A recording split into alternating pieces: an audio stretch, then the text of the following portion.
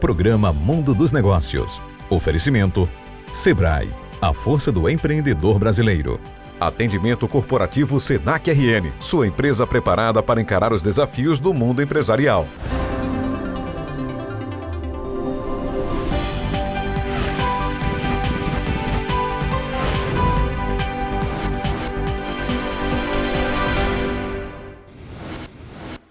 Olá, bom dia.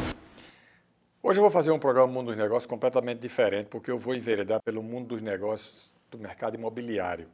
Tivemos uma série de alternativas aqui favoráveis ao ambiente de negócios neste segmento. Mudou o plano diretor, mudaram os governos, tanto federal, aqui no estado foi uma renovação, mas de certa forma há uma perspectiva nova criada com a possibilidade de novos negócios, de incremento de segmentos do mercado imobiliário que até então estavam mais, digamos assim, esquecidos para ser suave. A gente sempre procura ser suave para não ser grosseiro, porque o mundo já é tão duro com a gente que a gente precisa ser suave. Hoje eu vou conversar aqui com Moisés Dantas, que é um empresário que atua no mercado imobiliário, e ele vai explicar as áreas de atuação, os negócios que ele está fazendo. Mas eu vou, a partir de Moisés, eu vou dar uma enveredada por esse segmento do mercado imobiliário, porque eu acho que a partir de agora, os negócios neste segmento começarão a ser incrementados aqui no estado. Semana passada, ou um mês atrás, sei lá quantos dias atrás, eu participei de um evento promovido pela Tribuna do Norte, em que o prefeito de Natal disse, aquela oportunidade, que depois do novo plano diretor de Natal, a CEMURB já tinha pedidos para licenciamento de empreendimentos da ordem de superior a R$1 bilhão. Como já faz, acho que faz bem um mês já, é capaz desse número já estar bem à frente. Mas o fato é que eu vou começar aqui com Moisés Dantas, a quem eu dou bom dia agora e agradeço a presença aqui, Moisés, muito grato. Obrigado você, gente. Como é que você começou no ramo dos negócios? Como é que você decidiu empreender e tocar sua vida empresarial? Como é que foi assim que acendeu a luz e você disse, eu vou ser empresário? Vamos lá, eu acho que já nasci com essa ideia, apesar de meus pais serem professores da universidade, então assim, a tendência é que eu... Se quiser citar seus pais, pode ficar à vontade, porque eu acho ótimo que aproxima. O ouvinte fica sabendo de que a gente está falando. Fica à vontade. Tá, meus pais são professores na área de engenharia química, Afonso e Tereza, e sempre foram pesquisadores nessa área. Eu cheguei a cursar o curso de engenharia química, paralelo a isso eu fazia o curso de administração de empresas. Entre fazer engenharia química e manter os cabelos, sua opção foi pelos cabelos. Embora eles estejam indo embora, né? Eles são rebeldes. Eu bem sei que eu estou lutando também. É luta. Mas então o que acontece? Em determinado momento, meu pai tinha um galpão lá em Macaíba e ele disse, pai, toque esse negócio, porque esse era um sonho meu e eu acabei que não consegui tocar, fui enveredando na área acadêmica, nas orientações e tal, e eu comecei a frequentar bem novo lá esse local, e conhecer pessoas ao redor, e conheci um plantador de coco na região, e nessa conversa com ele, ele disse, cara, eu acho que um bom negócio seria você fazer um beneficiamento de água de coco aí, você já tem um prédio aí pronto, assim, muito perto de estar pronto nesse sentido, e eu comecei a pesquisar sobre esse assunto. E a gente criou uma empresa, que até hoje ainda existe, já bem menor, mas criamos uma empresa na época de beneficiamento de água de coco, com o seu Valdemar, que faleceu já há algum tempo e era plantador de coco, e na região, na época, ele era um plantador de coco, e a gente fez essa parceria, depois eu acabei vendendo a empresa para ele. Ele me lembra como se fosse hoje, ele me perguntando, fez, pai, vai fazer o quê? Eu disse, eu estou pensando em construir. Pô, você está fazendo um negócio legal. E aí, dessa venda para ele, no final de 2007, eu comecei a ver as oportunidades na questão da construção. Minha Casa Minha Vida ainda não existia. E um amigo meu, Franklin, advogado, acabou dizendo, Moisés, eu vou fazer o seu contrato aí de venda da sua empresa e depois vamos ver comigo uns terrenos em Cajupiranga, naquela região ali, porque aquela região é uma região que está crescendo, uma região que está em expansão ali na região de Parnamirim. E fui com ele, entendi o que estava acontecendo naquele lugar especificamente, naquele primeiro momento, e começamos a fazer 2 casas populares para fazer ali um piloto, um teste. Sim. Desse piloto, eu procurei alguns donos de lote na área para saber qual seria nosso estoque ali naquele momento. E terminamos as 2 casas, foi muito bem sucedido o processo, vendemos essas casas, compramos mais alguns lotes e iniciamos a construção de casas. Algum tempo depois, o Minha Casa Minha Vida, ali por volta de 2010, ali entrou, e quando entrou isso deu de fato uma aquecida no mercado completamente diferente, era um programa voltado ali para uma população que de fato não tinha acesso àquilo. A gente nunca atuou naquele formato de construir via Caixa Econômica para dar, a gente construía para vender para o cliente, a gente sempre atuou diretamente com a venda ao cliente e fazendo a intermediação, ou seja, o desligamento via Caixa Econômica. Todo mundo reclamava de que a Caixa Econômica dava um trabalho muito grande aos empreendedores, né? Excesso de burocracia e tal. Eu acho que em algum determinado momento também, quando veio esse boom, de fato, muita gente entrou no mercado. Volume grande. O volume foi grande, eu acho que naquele momento talvez a estrutura interna não estivesse preparada, mas depois disso vieram também os correspondentes bancários, que já são pessoas que fazem esse apoio aí tanto ao empresário quanto ao consumidor final para aprovar o crédito e tal. Então isso de uma forma geral foi meio que normalizando. Vai voltar agora, né, Moisés? As informações que estão circulando é de que vai voltar aí forte o programa. Nesse evento que você citou aí da Tribuna do Norte, eu estava lá, inclusive, o ministro esteve aí para anunciar alguma coisa nesse sentido. É o que a gente acredita, né? Eu acho que o mercado tem essa tendência e é bom que volte, né? Porque assim, esse déficit acabou aumentando ao longo desses últimos anos, o déficit voltou a aumentar. Isso é uma coisa que, na minha opinião, vai ter que, assim, precisa convergir muita coisa nesse sentido, renda, emprego, muita coisa. Quando isso converge, naturalmente o mercado vai adequando. O que a gente tem visto no momento atual é uma coisa que fazia muito tempo que eu não via, que era a falta do estoque da casa pronta para vender ao consumidor final. Então, assim... Hoje não tem? Tem muito pouco Apartamento mesmo. tem ainda estoque? Não, né?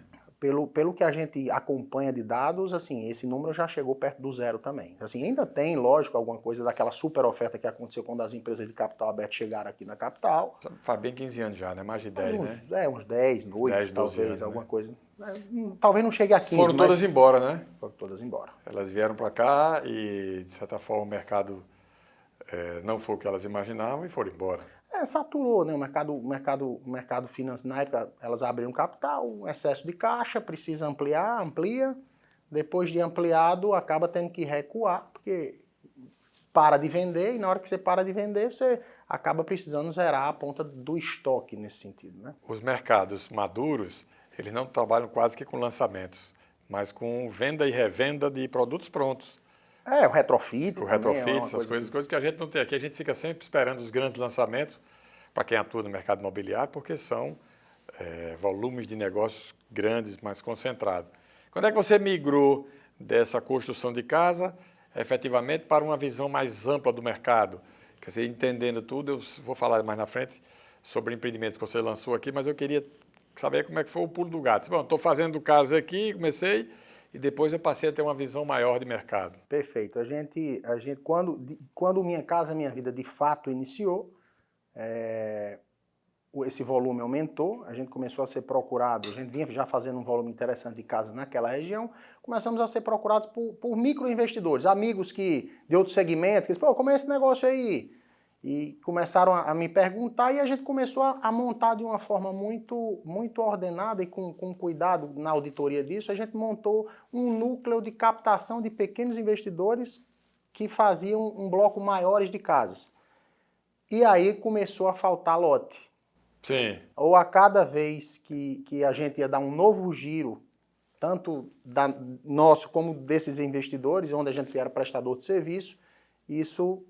Ia diminuindo os lotes, ou os lotes aumentavam. Eu disse, isso em alguma hora vai dar um gargalo. E numa dessas negociações, de fato, deu esse gargalo e a gente teve que migrar para o negócio do loteamento. E aí surgiu a Habitax? A Habitax já era a empresa da construção das casas, mas aí a Habitax decidiu fazer o seu primeiro projeto de loteamentos, que foi um loteamento em Ceará-Mirim, no município de Ceará-Mirim, na BR-406, sentido Ceará-Mirim, num povoado chamado Massaranduba. Antes de Ceará-Mirim? Antes de Ceará-Mirim, Conheço exatamente. Massaranduba. Então, ali a 4 quilômetros, mais ou menos, da entrada do aeroporto, um pouco ali. Então, nessa época, a gente decidiu fazer esse primeiro loteamento, um loteamento grande, quase 2.000 lotes. E aí vendeu tudo? Vendeu tudo, volta, vai, mas assim, o intuito naquele momento era era ter um estoque para aquela construção de casas que aquilo nunca mais fosse um problema, né? E de fato não foi, mas a gente começou também a dar um suporte maior aos construtores de casas e com isso nasceu essa parte de loteamentos lá na empresa, de urbanismo lá na empresa, que hoje talvez não, com certeza absoluta é a nossa maior vocação. Sim. Ceará-Mirim é um mercado comprador, né? É um mercado comprador, é uma cidade dormitório também. Eu acompanhei durante um tempo o lançamento feito lá por José Bezerra de Araújo Júnior, Chimbica, que lançou um loteamento lá, e eu fiz uma parte da comunicação. Perfeito. E fiquei chorando porque não precisou fazer a comunicação. Quando a gente começou, vendeu tudo. Ele fez a segunda etapa e vendeu tudo. Foi um sucesso de venda. Eu acho que era uma demanda muito reprimida da região mesmo, Ceará-Mirim. E ele era dentro da cidade mesmo. Do lado esquerdo ali do na lado entrada, esquerdo, quando você chega na entrada principal. Isso, conhece o empreendimento. Muito bom e, de fato, trouxe ali muito o que estava no miolo da cidade, talvez ali represado, para aquele bordo ali do lado esquerdo da entrada de Ceará-Mirim. Depois que você entrou nesse segmento novo, e depois você fez o quê? Como é que você definiu as ações estratégicas da Habitax? Vamos lá. Aí, de fato, a dinâmica do negócio muda. A gente vinha acostumado com um ciclo, né, de venda. Quando você faz a construção das casas... Ciclo curto, né? Era um ciclo curto, ali, um ciclo de, no máximo, quando estava muito travado do ponto de vista burocrático em geral, você demorava ali 1 ano de ciclo do momento que você iniciou a casa ao momento que você tinha vendido e recebido essa casa. E o negócio do loteamento é completamente diferente, é um negócio que você vende em 120 meses, 180 meses, dependendo do mercado. E tem desistências e tem novas vendas e tem que revender, né? Exatamente. Então eu conversava com alguns amigos e dizia, não, quando você terminar esse primeiro, você lança um segundo. E ali, meio que no meio dele, eu fiz, amigo, se eu for esperar terminar 100% desse prêmio para lançar um segundo, eu já vou estar com 80 anos de idade, né? Então, Dr. Renato, que foi o fundador de Alphaville, que é um ícone para o segmento no Brasil e no mundo, ele diz o seguinte, loteador tem que morrer com 150 anos de idade, porque passa 10 anos para aprovar, 10 anos para vender, depois mais 10 para receber, então é um negócio que é, de fato... Então a gente entendeu que já que você tinha uma empresa montada para fazer o gerenciamento dessas carteiras, as cobranças, as emissões de boletos, e que aquilo já era meio que um padrão, já existia oportunidade para a gente lançar os outros empreendimentos. A gente procurou seguir numa rota, lançamos um outro empreendimento em João Câmara. Depois disso, a gente foi procurado pelo Grupo São Brás, na Paraíba. Um dos sócios da Paraíba tinha um terreno na divisa da Paraíba com Pernambuco. Os Carlos lá. Isso, Eduardo e o filho, que era Paulo Eduardo, e disse, pô, Moisés, a gente faz construção... Paulo, o filho, construía casas na região metropolitana ali de João Pessoa. Disse, vamos fazer um teste aqui do empreendimento? A gente vai continuar falando sobre isso, Moisés, daqui a pouco. Eu preciso chamar um intervalo, é rapidinho. Nós vamos para o comercial e a gente volta conversando aqui com Moisés Dantas, da Habitax. Fica aí que é bem rapidinho.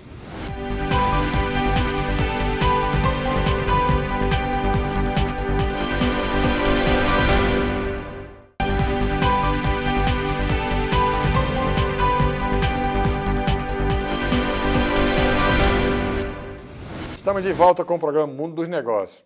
Estou conversando aqui hoje com Moisés Dantas, que é da Habitax e que está dando uma panorâmica sobre como ele despertou para os negócios. Moisés, a gente estava falando aí sobre o seu encaminhamento para o setor de loteamento, essas coisas. Distrato nessa área é uma coisa complexa, complicada, atrapalha? É uma área, sem dúvida nenhuma, é um dos gargalos do negócio. Ainda tem hoje? Tem sempre, eu acho que é uma coisa que nunca vai deixar de existir. Acho que por sorte, vamos chamar assim, ou por um amadurecimento, vamos dizer assim, do mercado, há alguns anos atrás, poucos, não tantos anos atrás, foi de fato instituída uma nova lei de distrato que deixa essa regra um pouco mais clara, principalmente para a questão dos apartamentos, né, das incorporações. No segmento de loteamento ainda fica um pouco... Na minha opinião, a lei ainda é um pouco ambígua, mas já bem mais formatada de uma forma que você possa cumprir ali como está escrito. Mas o que acontece é o seguinte, é que isso durante um tempo, há algum tempo atrás, em 2017, 2016, ali naquele momento do boom do mercado imobiliário brasileiro, o que a gente via era o cliente, às vezes, que podia comprar um apartamento e comprava dois com aquele intuito de dizer, pô, eu vou comprar 2 apartamentos e... Para fazer negócio. Pronto, e lá na frente eu vou vender esse apartamento e com o ganho dele eu quito o primeiro. Então isso aconteceu durante um período e na hora que do boom, a super oferta acabou não transformando isso de fato numa realidade. Sim. E isso gerou um monte de distratos e, consequentemente, a retirada de muitas dessas empresas grandes de mercados acabando voltando para a sua base, como é o caso das maiores do Brasil hoje, acabaram que ficaram mais concentradas ali em São Paulo, pelo menos as 10 maiores acabaram voltando de fato para casa e estão muito mais restritas, com volumes próximos da base e menos... Com menos risco. Com menos risco, menos espalhado, né? Porque cada cidade tem a sua peculiaridade e com isso você está à distância nessa gestão não é um negócio também tão simples. Você começou com casa, fazendo poucas casas, foi ampliando, depois loteamentos e depois condomínio fechado.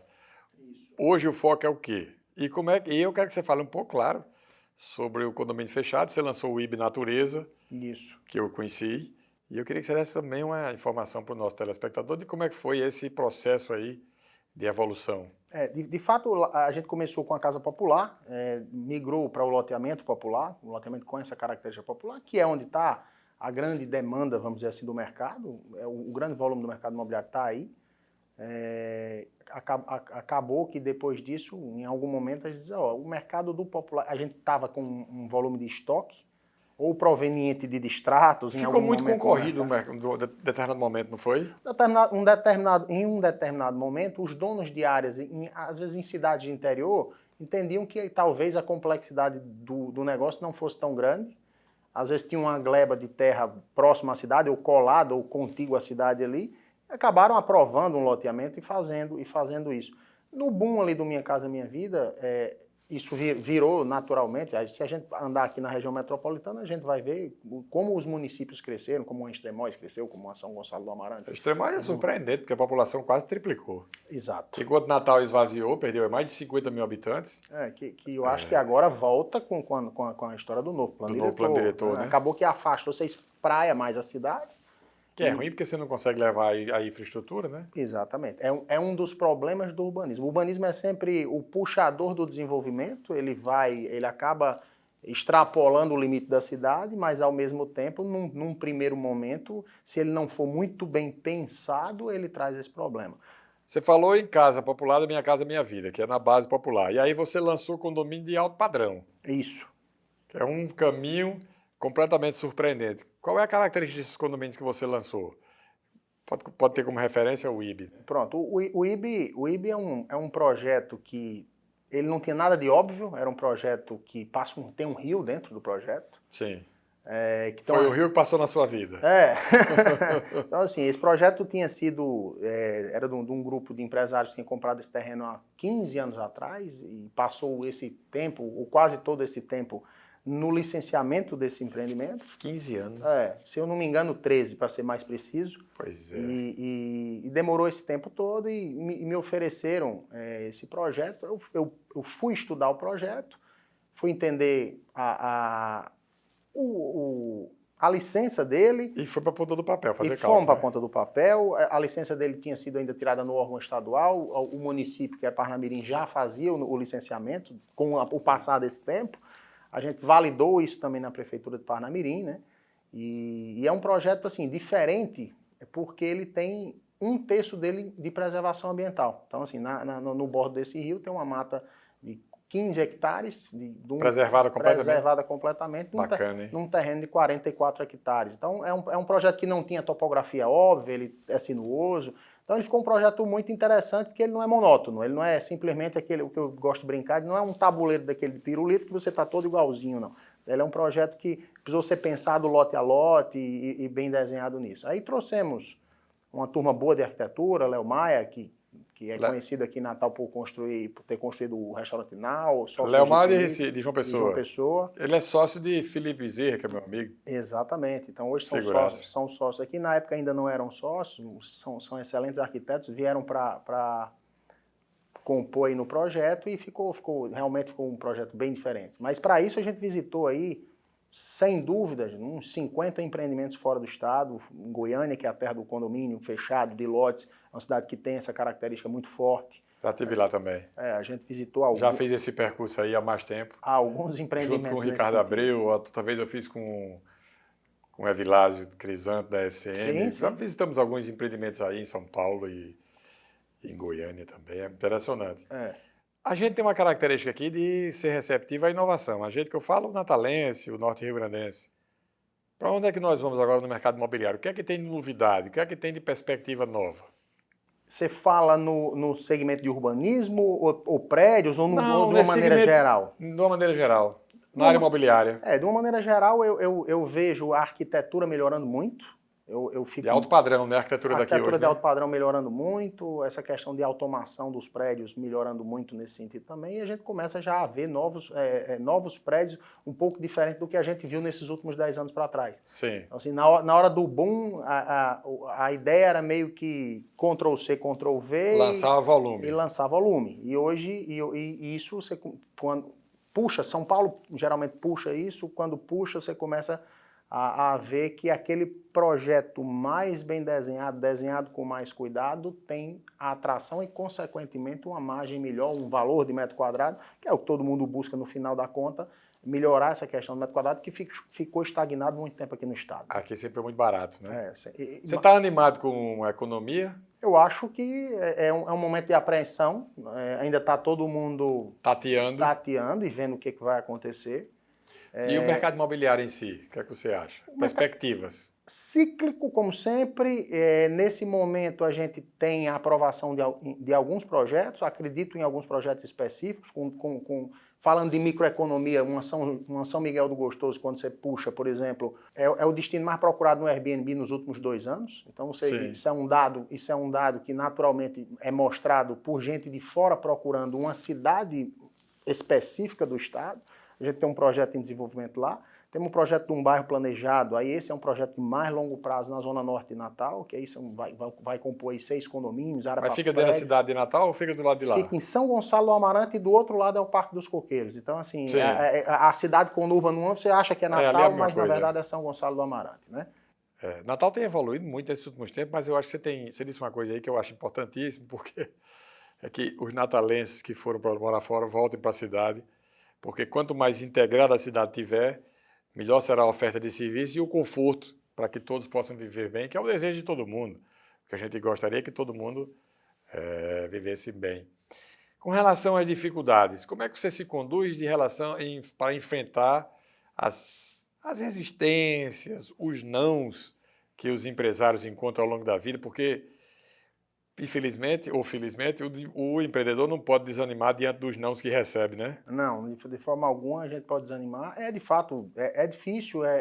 O processo como um todo, ele não é um processo lento, né? Da hora que você opta por fazer um investimento, captar uma área, ir para o desenvolvimento ali do projeto, que isso envolve um monte de profissionais, até você ter um projeto e protocolar ele de fato para uma licença, isso é um negócio hoje que dura no Brasil em média 4, 5 anos, em média quando está normal. Você falou que 4, 5 anos, eu soube que em Fortaleza o licenciamento é muito mais rápido, mas muito mais rápido que aqui, né? É tido como case de sucesso no Brasil, né? Sim. Você lançou um empreendimento em Fortaleza em 1 ano. Exatamente. Tá? Exatamente. É um negócio impressionante, como a gente está perdendo tempo. E os projetos de repetição, que é uma coisa interessante, por exemplo, você vai fazer ali um conjunto de 100 casas. Certo. E você não vai fazer as 100 casas de uma vez, vai fazer 20 agora, 20 na sequência e por aí vai. Como são projetos de repetição, em alguns estados e cidades do Brasil, São Carlos, se eu não me engano, foi quem iniciou isso. São Carlos em São Paulo. Em São Paulo. São Carlos em São Paulo, você cadastra o projeto, já fica cadastrado na base da prefeitura, e o profissional, que é o responsável técnico por aquilo também. Então, na hora que você tem essas duas situações, você diz, agora eu vou fazer as próximas 20, que são esse modelo com esse profissional. E aí o profissional se responsabiliza por fiscalizar também aquilo, de forma que você não precisa, a cada casa daquela, ter uma nova fiscalização da prefeitura, um novo custo da prefeitura, Perfeito. E por aí vai. Então você consegue dar amplitude e velocidade ao processo. Moisés, analisando com uma pessoa que mexe com o urbanismo da cidade, que trabalha nessa área, ainda que na área empresarial, claro, qual é a ideia que você faz da paisagem cênica de Natal? Quando você olha para Natal assim, o que é que você gosta, o que é que você não gosta?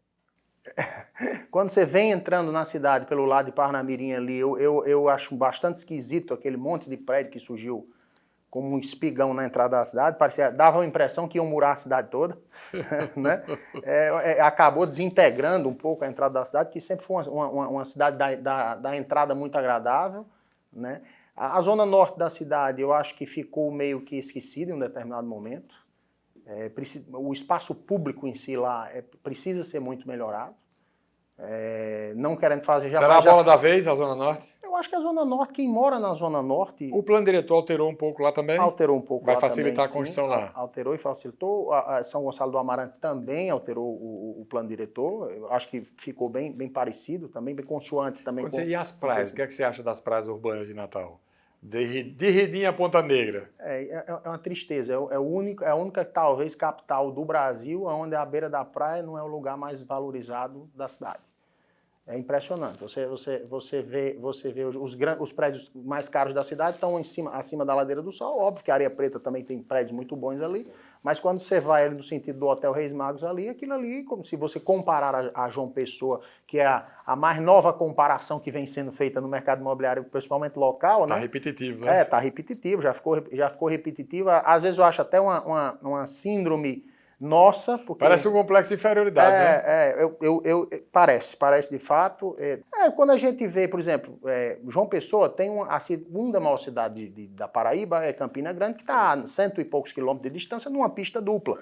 Então, um cara bem sucedido em Campina Grande tem uma casa de praia ou um novo apartamento em João Pessoa. A nossa segunda maior cidade, que é Mossoró, está a 270 quilômetros de distância sem uma duplicação. É uma pista... Então, isso mostra a falta de atenção, né, que boa parte da classe política dá ao norte rio-grandense. Porque se unissem e radicalizassem, essa estrada dessa duplicação já teria saído. Você vê que acaba que o camarada de lá vai para o Ceará, né? Então, assim, o filho da classe média alta de Mossoró, pelo que a gente entende, vai estudar no Ceará, né? Esse papo poderia render muito mais, Moisés, mas o tempo já voou. E eu lhe agradeço muito a sua participação aqui. Eu conversei com Moisés Dantas, da Habitax, deu uma ampla informação sobre a atuação no mercado imobiliário. Muitíssimo grato por sua participação aqui. Obrigado a você, Gênesis. É sempre um prazer, pode contar sempre com a gente. Tá ótimo. A você um bom resto de domingo, uma excelente semana. Domingo próximo estaremos aqui com mais um programa Mundo dos Negócios, aqui na TV Tropical, Record TV.